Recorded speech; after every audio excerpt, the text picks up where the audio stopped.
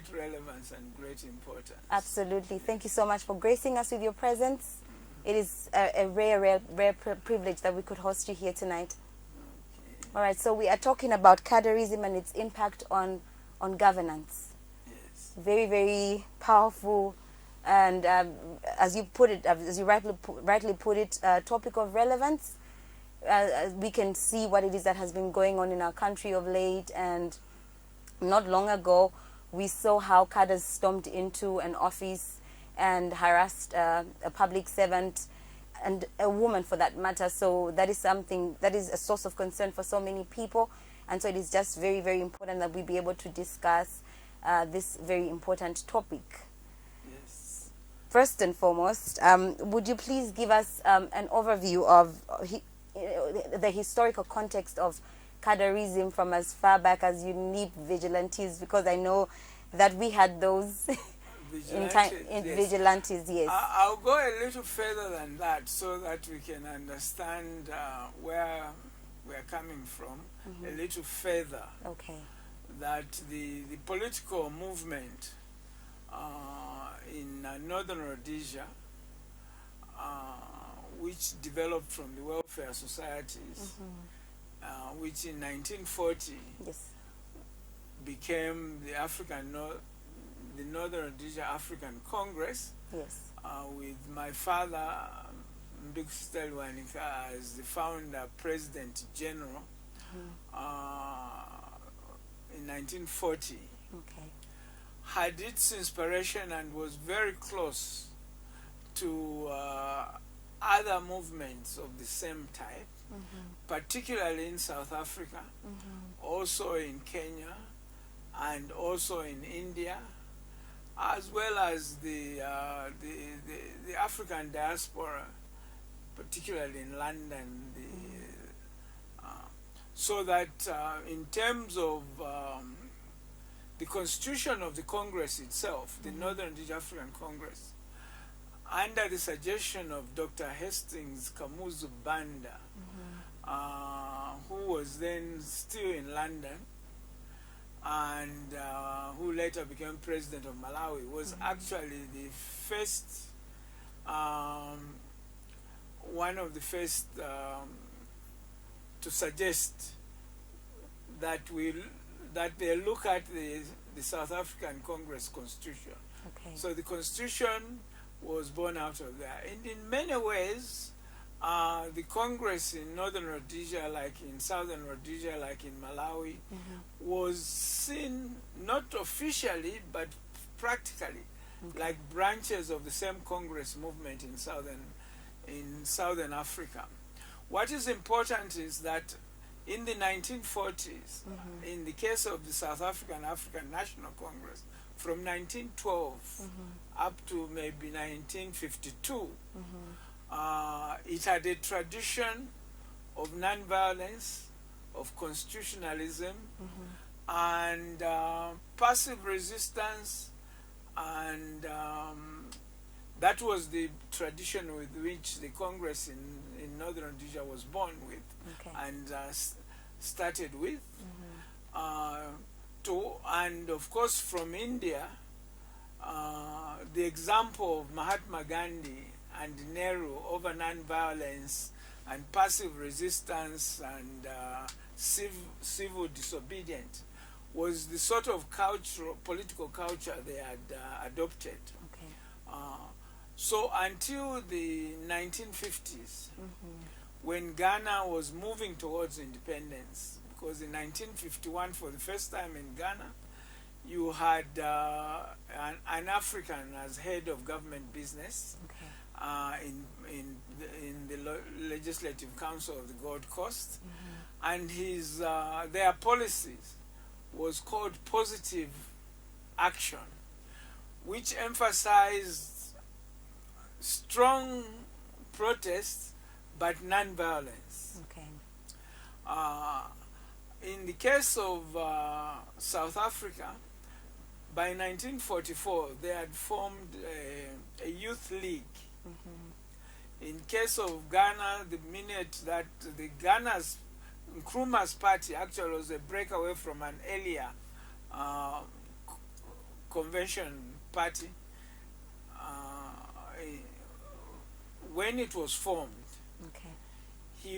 he formed it on the backs of women, marketeers particularly, and youth, who in the case of Ghana were called veranda boys. Okay.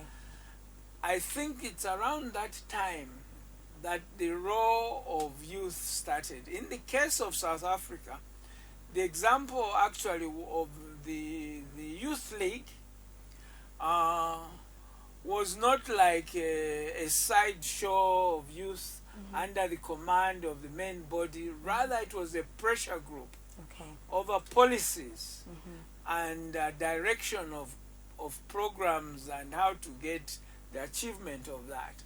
So that from 1944, by the late 40s, the early 50s, those who were leaders of the youth leagues actually had become part of the leadership of the main body.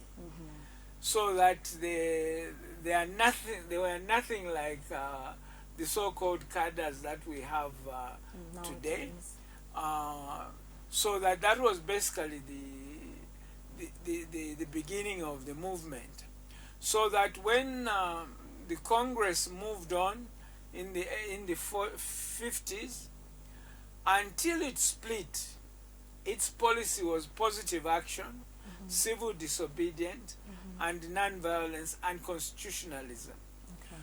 When it split in 1958, this is when it also followed the Nkrumah model of mobilizing the youth, not the youth of the caliber that Congress had in the Youth League, because the caliber of the leadership of the Youth League in South Africa are the Mandelas, they are the Oliver Tambos, they are the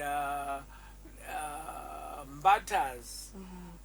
In fact, they were graduates, and therefore they could quickly join the mainstream leadership. Okay. But after 1958, when the Zambia African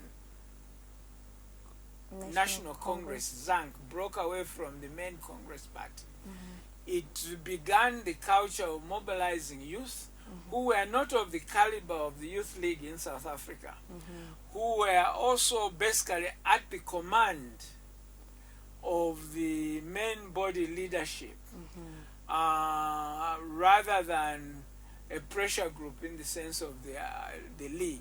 Okay. And also in 1958, there was that split itself introduced inter-party violence. Okay. This violence was fed by various factors. Okay. One was the rise of intolerance. Two, the rise of populism. Three, the rise of intemperate, hot words, fiery words were admired. Populism was admired. So the leadership tended to be of that character. Therefore, those young people who were associated with it, the model of politics they saw was one of intolerance and populism and careless use of words for applause or for impressionism. Okay. However, even within UNIP, in the development towards independence, some of those young people were actually sent to school. Okay. The Rupia Bandas, the Alexander Chikwandas were sent to school, and many others. The Timothy Kandekes, and many others whom I may remember a little later, Okay. were sent to school. And after school, they were now able to take responsible position in the main leadership. Okay. Unfortunately, for the majority of those who had gone into the youth group, who did not go much to school, they remained as youth. not this, I'll keep repeating, a different kind of youth, not the youth who work as a pressure group for progress, for programs, for direction of politics, but as youth who simply are available to do the biddings of a leadership which did not discourage intolerance, encourage populism, and encouraged fiery languages and so on, which were all feeding into violence. So that, and that violence started between the African National Congress and UNIP, most mainly. In the clip you showed last week, which I had a look at, they were talking about this lady's UPND and pushing it around. In the early 60s, in Chilenge, in Matero, they would have said Fimaibuye, meaning Congress members, because the Congress had adopted some of the slogans of the African National Congress, like Maibuye Africa. So that that is where you begin. Unfortunately, the culture of intolerance and populism and harsh language in politics is cancerous. It cannot remain. It may have started in a harmless way, but gradually it develops into more harmful level. You know, from fiery words, because violence starts in the mind, goes into the mouth, goes into the fist, goes into the stones, goes into the sticks, until finally it goes into the guns. And that is really the historical development. You talked about vigilantes. That is a development, unfortunately and shamefully, that the vigilante class was a development long after independence, particularly when the one-party state was imposed. The vigilantes were actually organized young people, or officially young people. I'll explain why I'm saying officially young people. Organized as agents of suppression. I'm saying shameful because this is after independence. Independence was supposed to be about freedom and justice for everybody. And yet, soon after independence, you introduce a regime of suppression, and you create agents of suppression outside the law enforcement, the disciplined law enforcement agents such as the police. I said officially young people because those who were very young in the 50s, who remained in the youth league of UNIP in the 60s, in the 70s, were still youth. At first, because they could not be deployed because they hadn't been sent to school.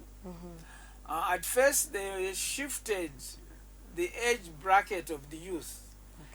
It reached the point where it shifted from 25, that the youth were those under 25, then the youth were those under 30, then the youth were those under 35, and then some people reached their 40s in the youth league. Then the policy was that being a youth is a state of mind. It's in the heart.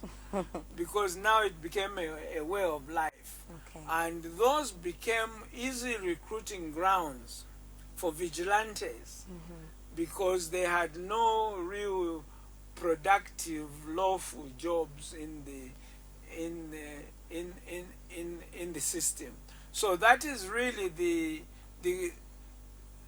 beginning and the progression towards this violence. Now, before independence, the intolerance and the populism did not end at when we got independence.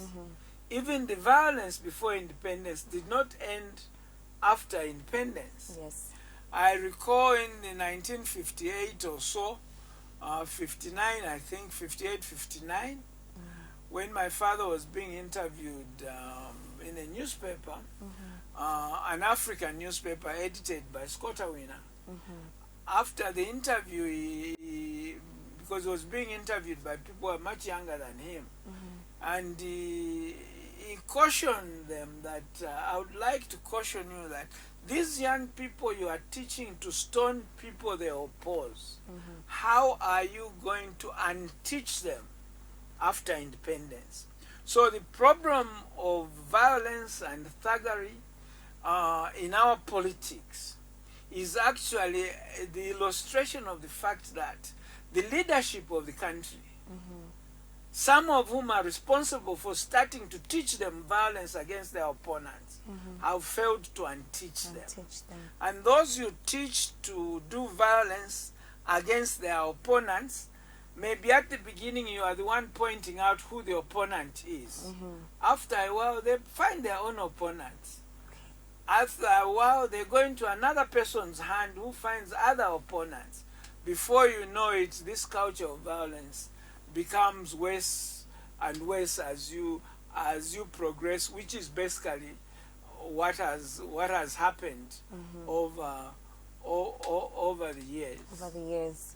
Wow, I have noted how you have mentioned that the ones that were recruited to be youths were first of all unschooled. They had stayed as youths for a long time, and then something very, very important to note is that the ones that taught them to do violence are not even able to unteach them.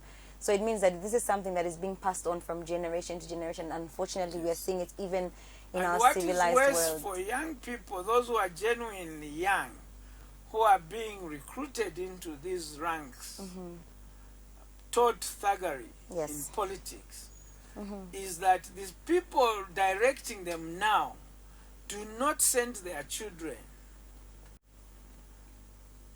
Very, very, very For powerful instance, point. those thugs you showed on TV, Yes. none of them were children of ministers.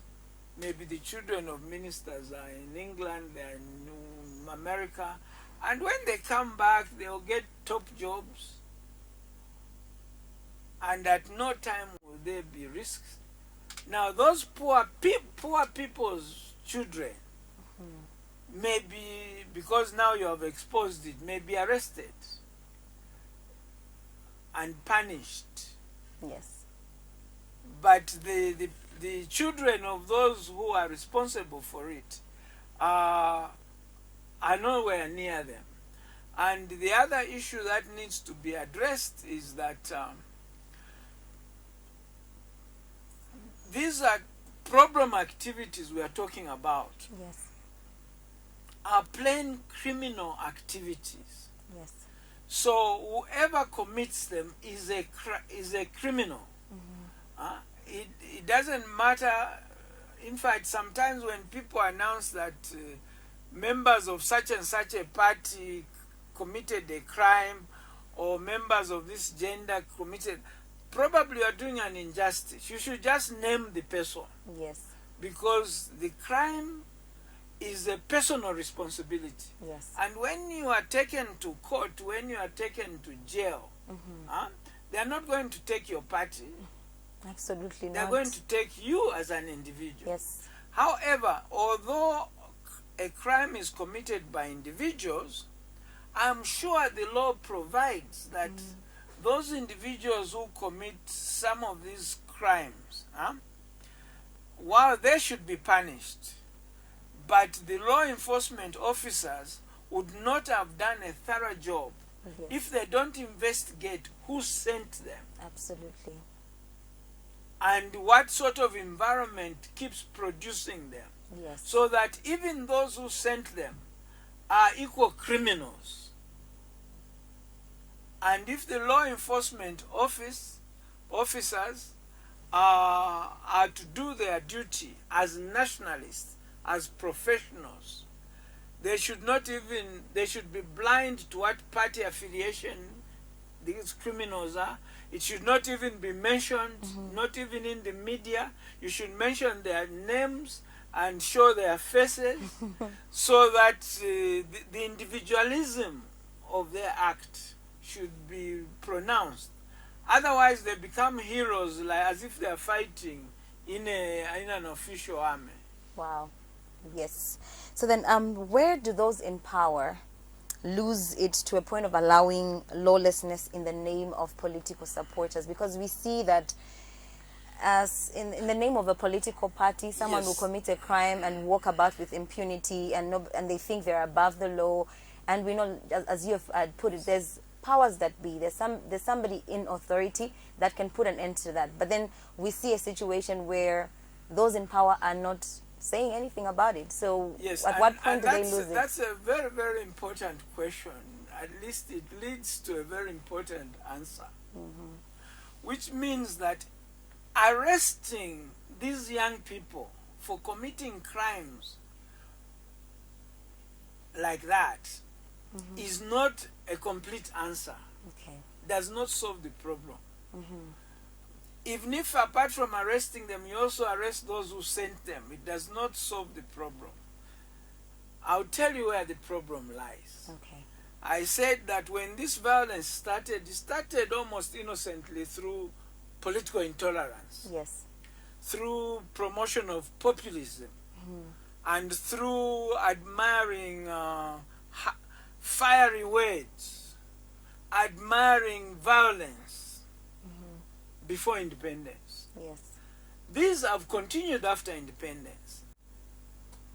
But in addition to that, the constitutional regime under which we got our independence is such that other factors causing this situation have been added. And the critical factor is that our elections have become a life and death affair. So that now it's not simply that people are intolerant and so on, but they feel if they lose the election, they lose everything. They feel that if they win the election, they get everything. So that the solution is not just arresting these people, is without examining the political culture and the constitutional regime upon which this culture is based. We have a constitution which, from the very beginning, was characterized by a concentration of power in the presidency, because the constitution of Zambia brings, you could say, the West of American presidentialism and the West of British parliamentarism. Okay. And it creates this conglomeration of power and then personalizes it in the person of the president. Okay. And this, from the very beginning, opened a very easy route towards the ruling party being able to take over the state, as if the state belongs to the ruling party rather than to the people. Okay. However, apart from that foundational fault, since independence, changes have been made to this constitution, which have made that situation worse. However bad the first constitution was, the power to change the constitution, any part of the constitution, was completely in the hands of the people as a whole. Since independence, you have disempowered the people of Zambia over making the constitution. Instead of the people making the constitution now becomes the master of people, because the people now become spectators in the making of their own constitution. Worse than that, instead of the constitution creating parliament, parliament creates the constitution. Wow. And instead of parliament holding the executive accountable, parliament is submissive to the executive. So that in Zambia you don't even have checks and balances, because there are two words, Yes. checks and balances. Yes. That there should be a balance between the executive branch and the legislature. Yes. They should be more or less equal. You know, it's a balance, like on a scale. Yes.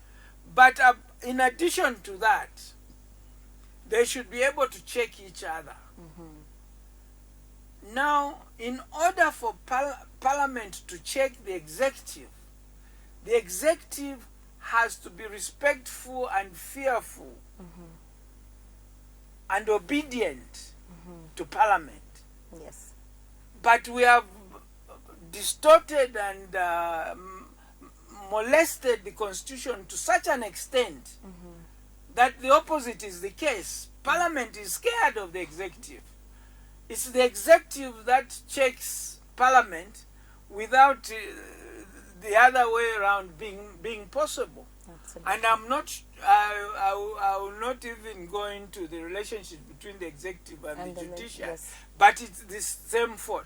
And then the democratic requirement for checks and balances is not just in a horizontal way between the executive and the legislature and the judiciary. That is just horizontal. Yes. There should also be checks from top to bottom. From top to bottom, yes. So that different levels of government should have a level of independence to take responsibility on their own and to guard jealously their autonomy, however limited. Now, what you have is that the presidency of Zambia is totally in charge of the legislature. Okay. Is totally in charge of the judiciary. But not only that, is totally in charge of the local government. Is totally in charge of the traditional authorities. So in other words, given this personalization of power, and this is a situation that was there from the beginning. It's not a new phenomenon. Yes. However, this situation itself is the one that makes election a matter of life and death, over which people are prepared to bribe their way if you are lucky, to kill their way if you are unlucky, to resist, to change any law, to abuse any law to maintain power or to gain power. Now, this adds to intolerance, to populism, to intemperate language, to violent language, and now you have this desperation for power added to it. These are the causes of this violence. In other words, if you just arrest those misguided young people and tell them to jail even for 10 years, yes, you'd have taught them a lesson if you are lucky, and you are not 100% sure whether, you don't even know how many times they've been to jail anyway, because the jail might be even where they are recruited from. But even if they were taught a lesson at a personal level, the institutional fault remains.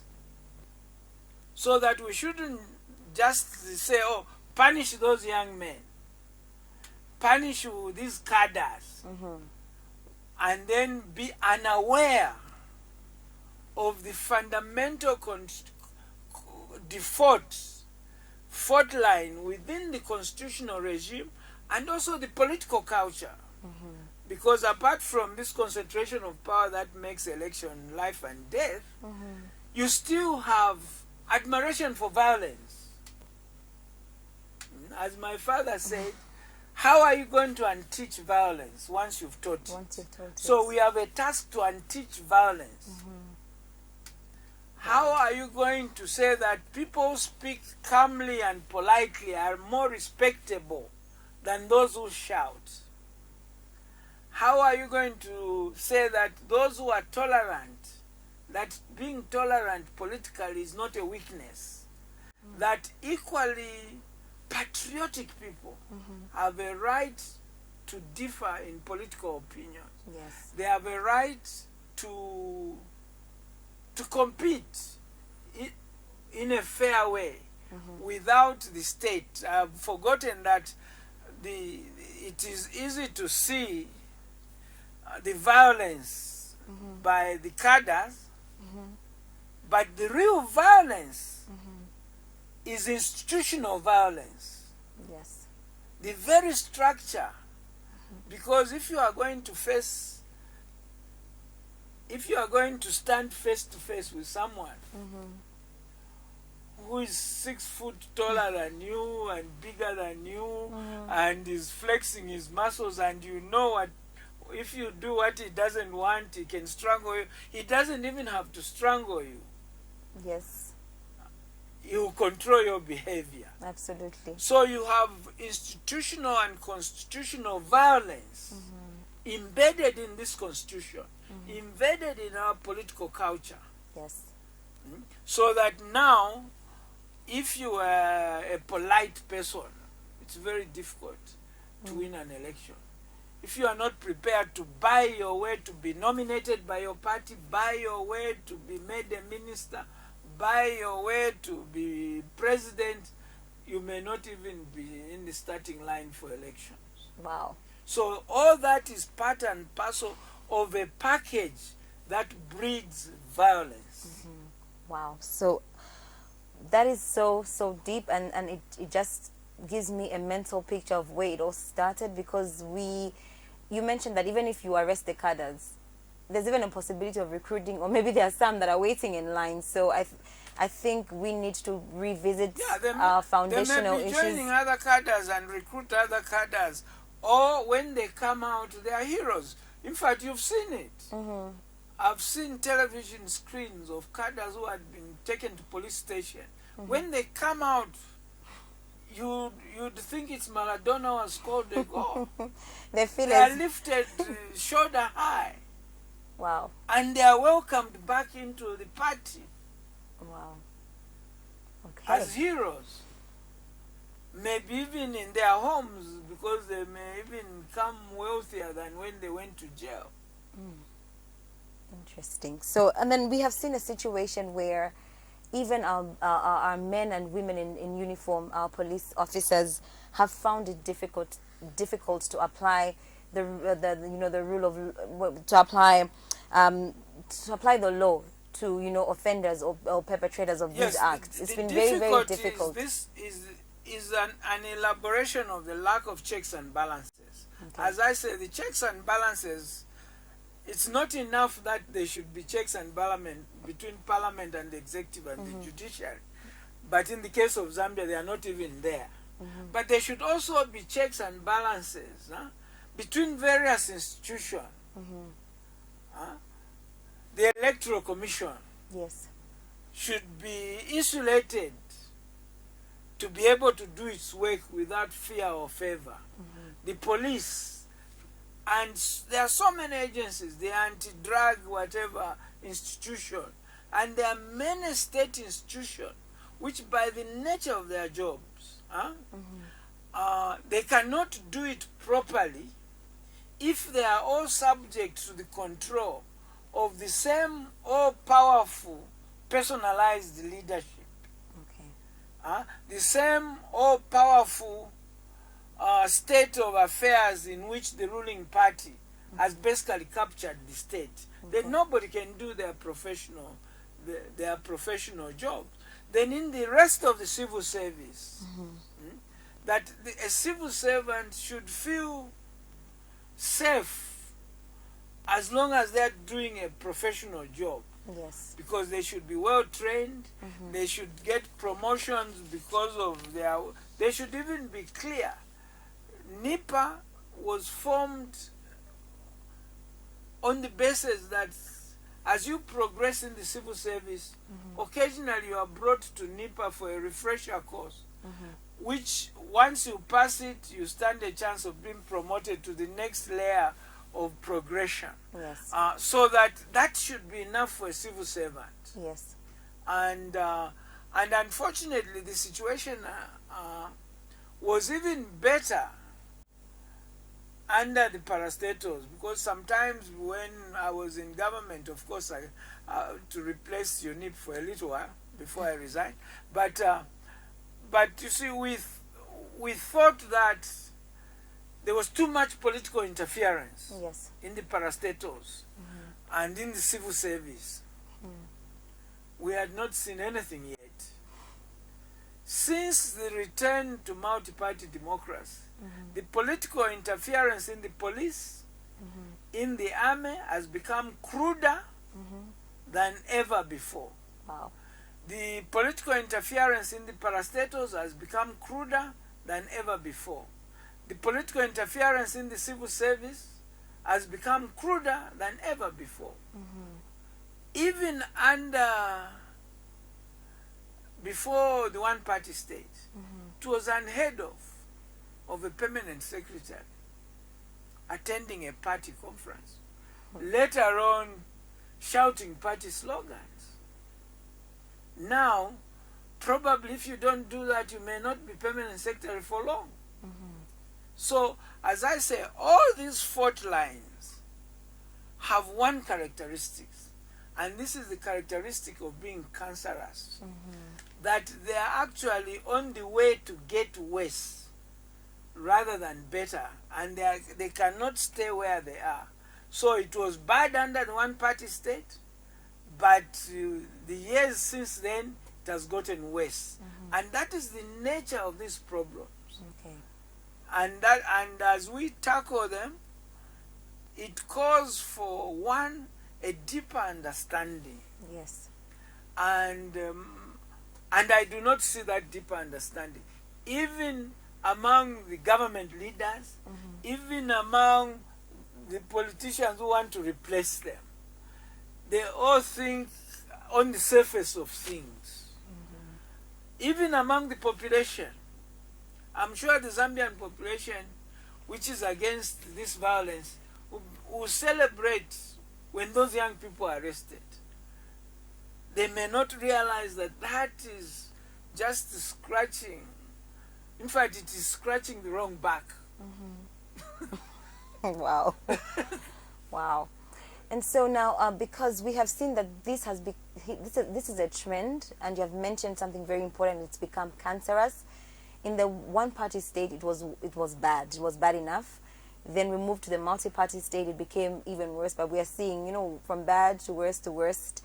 But then, who then can put an end to this hooliganism? Because this cannot continue.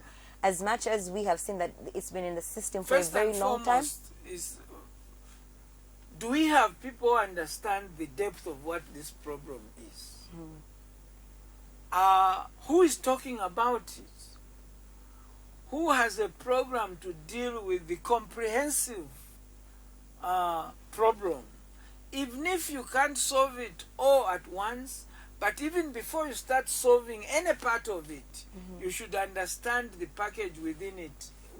And you should have a plan that, yes, you can start by arresting the youth, but don't stop there. And that you have plans to go further. At the core of it is a fundamental constitutional redrawing of the constitution of Zambia. And most of our would-be leaders and our present leaders, at a personal level, they have no quarrel with the present situation. As long as it is them who have become Kaunda, or it's them who will become Lungu. They are quite... otherwise, their quarrel with the system as it is only based with whether or not and how it injures them personally. And part of the solution is to be able to have solutions that apply to everybody else, not just to ourselves. Because some people's solution could simply be, if you become president, if you become an MP, then the governance system in Zambia is perfect. But the minute you are fired, then the government of Zambia is imperfect.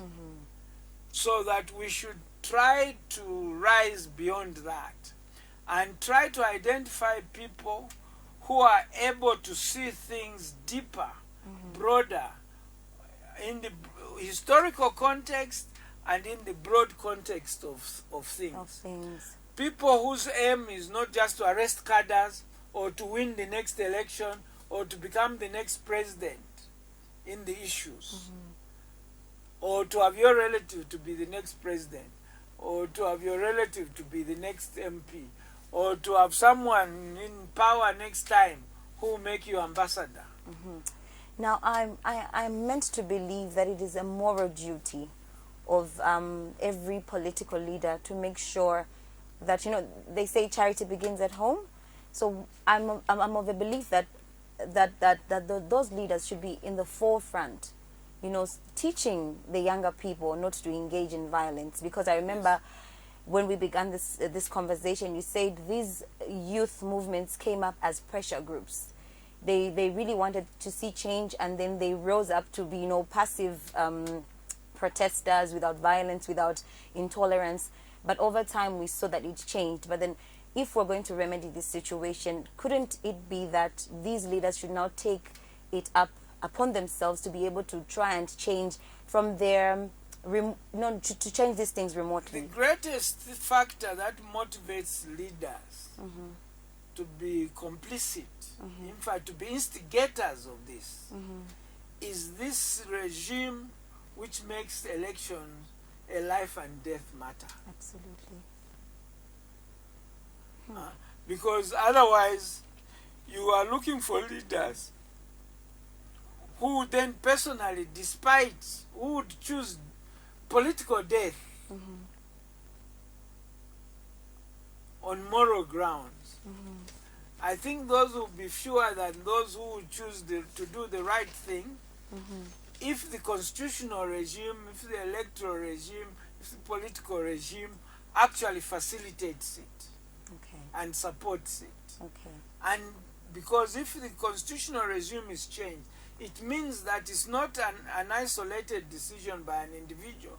It means everybody else is encouraged to behave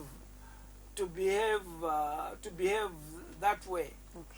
But for the young people, I think understanding our history and resolving not to be used as tools by people who are not prepared to use their own children the way they use you, you are going nowhere. I've often repeatedly said that some of those who were youth in the independence movement have become presidents of Zambia. Now, those youth who were harassing that woman, they are not on a path to being president. Absolutely. They're on a path to go to jail. Yes. For criminal offense, not for political offense. Because that's just a criminal offense. So that even for young people, at whatever age you are, you can resolve that you will not be used as a tool. Parents also. Now, when your children leave home and come home,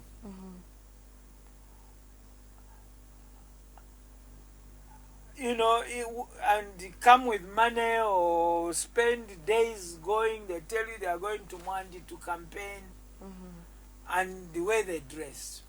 The other responsibility which I won't forget, I've just remembered, is very important. The dress code.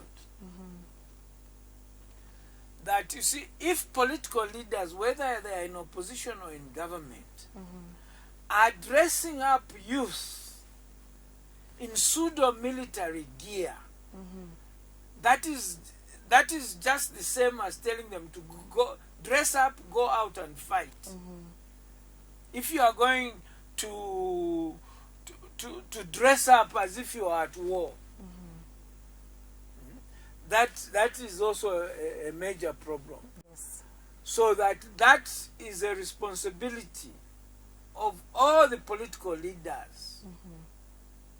That please, this is something you can do. Yes, they can have uniforms, but why can't they have a nice piece of trousers and a nice shirt? I attended the Botswana Democratic Party convention, and everybody, the youth, first at the airport we were picked by a youth. The youth were sent to do the duty of receiving visitors. And the young man who took us, we discovered that he was using his own car. He actually works for UNDP. So he's employed. Yes. And is contributing to his party. using his own car for that service. He's not a desperado who embarrass you with visitors. And when we went to the conference, the code was that each party has its colors. The Botswana Democratic Party had red, black, and white. So some women had red skirts and a white blouse. Some men had a red jacket and black trousers and a white shirt, and so on, and ties and things like that. So that the way they dress themselves gives respectability, but also it somehow controls behavior. How you dress up. If you are going to dress like you are a rapper from Bronx, and you know the lifestyle of those rappers is going in and out of jail and dying and killing each other, even those loose trousers they wear is because prison requires that you can't wear a belt. Now you are here in Lusaka, a free person. You are trying to dress like prisoners in the United States. And you go to meetings like that. And by the way, I'd said at the beginning that our political development from Congress days was in some ways modeled after the African National Congress. In those days, many of the model lessons they were taking were very positive and progressive. Now, South Africa is producing some model of politics which we should not copy. Absolutely. We don't want our parliament to become like their parliament. No. We don't want our MPs to be dressed like Marem. However you agree with what he's saying, take what he's saying, but don't take his dress code. His dress code, yes. Because that dress code itself induces people to violence. And so those are some of the responsibilities that every one of us has a responsibility and some contribution they can make towards fighting a culture and an institutionalization of violence, constitutionalized violence. That is the package of the problem that we are facing. Okay. Well, that is intense. I really just like how you took us all the way back to history and just bringing us to where we are right now.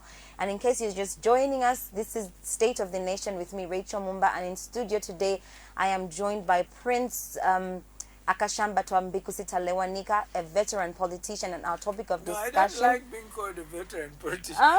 One, I think that's another lesson I'll tell young people. Yes. I went into politics. Yes. I did not sit in my home. That And I've run dream. I've run out of things to do. I can make more money as a no. No.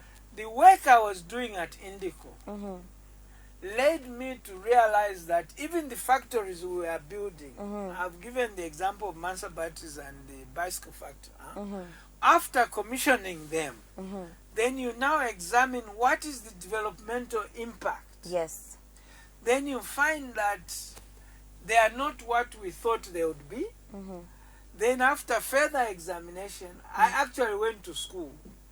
I got my third master's degree. Yes. Studying that problem had arrived. And I came back with a book called Milk in the Basket. And then that is what now led to the conclusion that we needed to both liberalize the economy, but more importantly, liberalize the politics. So I went into politics in pursuit of that idea. And this is why I could easily resign when my party was no longer going to where we were going.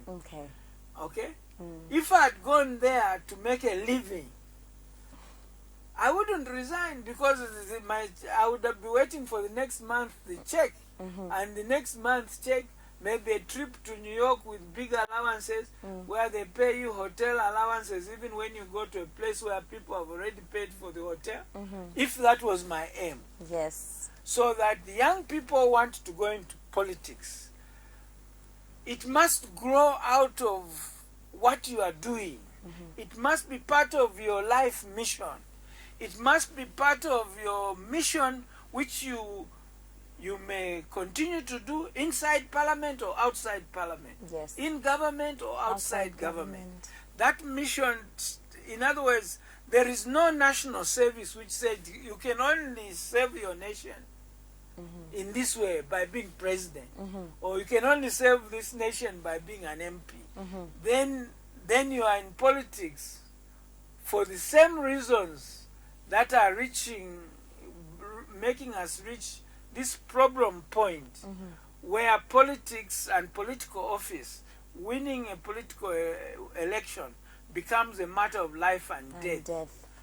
All right. So we have seen a trend in when you go to the market, when you go to the bus stops, where political cadres are now collecting parallel levy.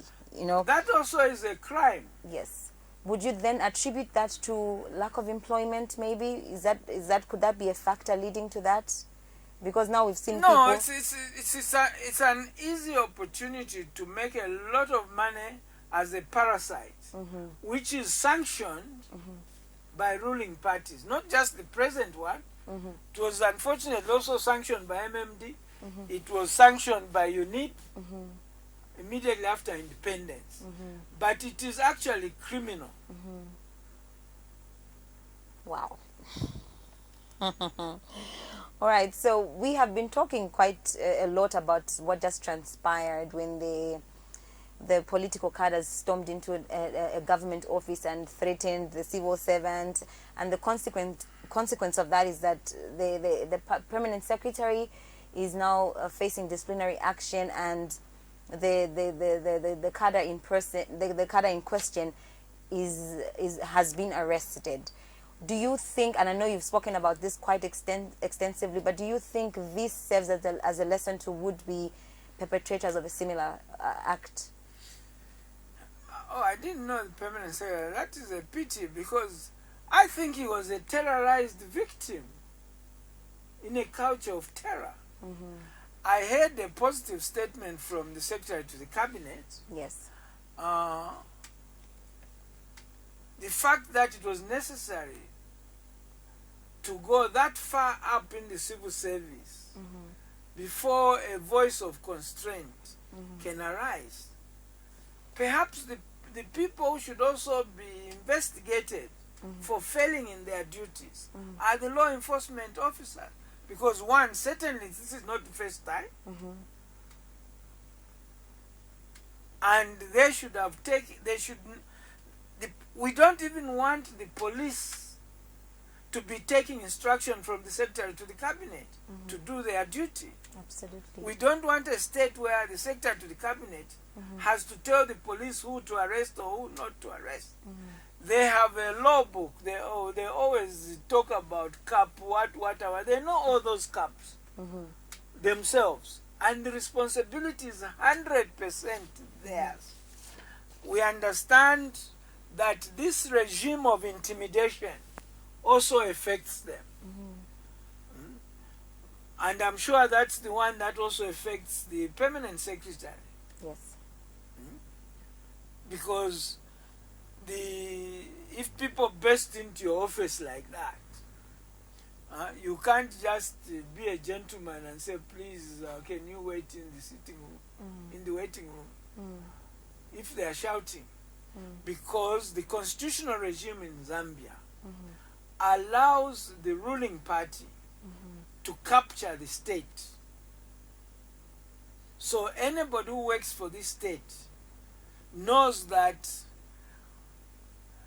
we have not changed the one-party constitution which made the party supreme. We just changed one clause in the one-party state constitution, which was a clause that simply prevented people from forming parties. So the only change from the one-party state is now we can be many parties. The rest of the clauses that were in the one-party states have remained. And to make matters worse, we have added more clause that further disempower people, that further add power to this already overpowerful presidency. So that, as I've explained before, that the problem is deeper than that. Yes. Yeah, that arresting criminals should be done without paying attention to which party they belong to, or who they are, and in a manner that personalizes the crime. Yes. And also a manner that also follows up who has facilitated them to do that, who sent them to do that. Okay. Is it the first time they've done it, or they've done it before and got away with it, and so on. Wow. And is the police independent enough, showing independence in this matter? Okay. Wow. And then we are approaching a very sensitive time. We are heading towards our general elections, and this is a very, very sensitive time. What will be your word of advice to overzealous cadres? You know, because people are hyped up now because we are approaching this election. They are motivated to be overzealous because they are benefiting financially. They are motivated to be overzealous because there's prospect that if you zealously support someone who wins the election, you are going to have a field day of eating after August. So the system and the practice of politics is the one that is motivating them. And as long as people are not focused on changing the whole regime, and the regime is not the person who is in office, the regime includes the whole constitutional affair from the root of it, then there will be no change. The motivation which is motivating them to be unruly, to be violent, and we have not even talked about the factor of disunity. Yes. Which cuts across, in fact, the disunity is the cross-cutting issues in all these things. Whether it's political intolerance, if you examine it deeper, you find that there is ethnic or regional factor in it. Whether it's populism, is that the language of populism is tribalistic. Whether it's violence, is that this violence may actually have a pattern where people are not beating up people who speak the same language as them. Whether it is violence against persons, like I'm sure those who were dragging that young lady and accusing her of being UPND. Yes.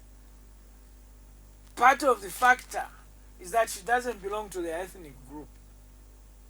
She belongs to the other. So that all these faults are part of one package.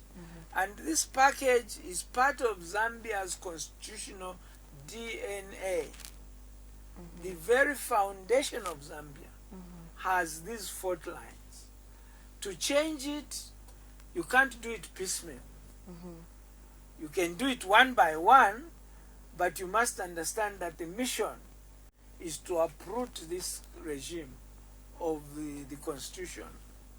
The regime, the political culture, the leadership culture, and so many. We could have talked about the character of leadership, which is encouraged by this regime. This regime does not encourage service leadership, does not encourage servant leadership, does not reward servant leadership. I think it does not even give opportunities to clean leaders. In fact, clean leaders are an endangered species. You may join these guys with a clean intention, But if you overstay, you'll be corrupted. And if you don't get corrupted, they probably get rid of you. Wow. It has really, really been exciting, and also I have taken in quite a lot. I had a whole history lesson on this edition of State of the Nation, and I just want to say thank you. You are lucky. In your new generation, you don't have to take notes. You can Google all the keywords and names I've mentioned. Yes. Then you'll be fully educated. Yes. Thank you so much. Thank you so much, sir, for just taking your time to be here and, you know, having this very, very important conversation. And I know that it is something that we should be able to talk about from time to time, because we need to change how things have been done. I know you said it won't just be a piecemeal. It's something that has to be done a piece at a time and progressively, but we can only hope and pray that our leaders or the system, because this is a system issue, can be revisited from its base, from the foundation, so that we are able to just correct some of the wrongs that have led to the intolerance and the violence that we have seen in our political sphere. Thank you so much once again. Thank you very much for making an old man relevant, hopefully, yes, and useful to the listeners and the viewers. Oh, thank you so much. Thank you. I'd like to say thank you very much to every one of you that took time to join us today on State of the Nation. We were discussing cadreism and its impact on governance. I was in studio with Prince AKASHAMBATWA MBIKUSITA-LEWANIKA. We've had such an amazing, amazing time, and I'd like to say thank you once again for those of you that took time to participate, and by way of asking, by way of texting. We're going to be coming back next week, same time, and we'll be bringing to you another topic of national interest. This has been Rachel Mumba. Stay blessed and have a wonderful night.